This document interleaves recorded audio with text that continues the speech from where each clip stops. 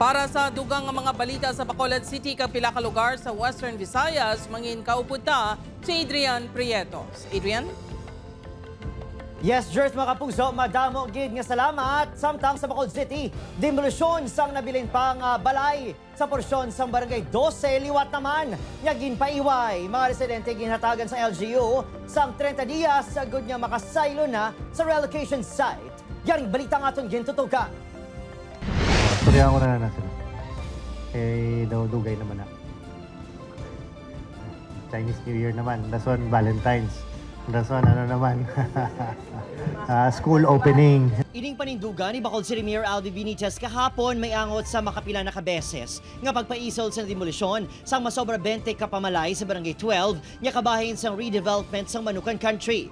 Sang nagligad niya si Mana, ginpatigayon ng pre-demolition conference sa natalanan na kuntani ang clearing sang lugar sa Martes, January 28. Apang subong aga, naglain ang huyop sang hangin matapos personal nga ginpadulungan ni Barangay 12 punong Barangay J.R. Alcantara Alcalde dalayo nga hatagan sa extension nga isa ka bulan ang mga apektadong nga residente. Okay na niyo sa amon nga inyo sa atin sa bulan process kami makakuha sa amon nga mga kailanon.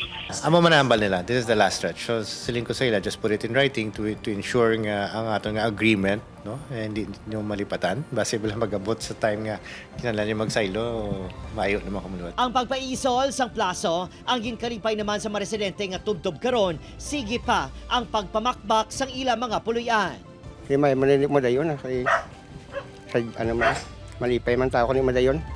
Iwi ko madayon pati malukan dala mo. Ti mayo kay makaprasta mi sakto ko. Ati matmaton balay ko lapit man dumaman.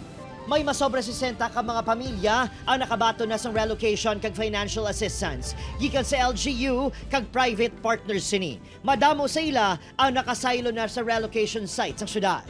Nami gito yung lugar ang araw. Pero sang nagsaylo na kami, kanami kay katawhay-tawhay gali. Nagalaom naman ang kapulisan nga mangin matawhay ang demolusyon santo sa ginistoryahan upod ang mga residente. Gina-assist namon kung mayroong resistance on the part sa aton nga affected families. It was a peaceful discussion, negotiation. Ginahulat man kung saan ay patigayon ang clearing sang Manukan Country nga makapila ka beses man nga ginpaisol.